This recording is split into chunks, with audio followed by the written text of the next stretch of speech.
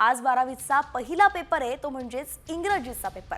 तर शेवटचा पेपर हा 18 मार्चला होणार आहे। परीक्षेसाठी 15,05,037 विद्यार्थ्यांनी नोंदणी केली आहे। गेल्या वर्षीच्या तुलनेमध्ये नोंदणीमध्ये घट झाल्याचं निदर्शनास येत आहे। विद्यार्थ्यांनी कॉपी करू नये म्हणून संपूर्ण राज्यामध्ये 271 भरारी पथकं नजर ठेवणार आहेत। तर पुण्यातून या सगळ्या परिस्थितीचा आढावा घेतलाय आमचे प्रतिनिधी अक्षय बडवे यांनी। थेट जाऊयात।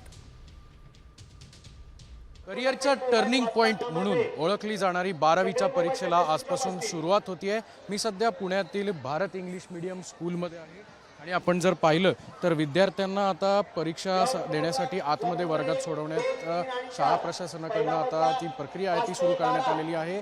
सकाळी 11 वाजता पेपरला सुरुवात होणार आहे। 12वीचा पहिला पेपर आजचा पार पडतोय। त्यानिमित्ताने शाळा प्रशासन असेल, बोर्ड असेल, या दोन्हींकडनं तयारी जी आहे ती पूर्ण करण्यात आलेली आहे।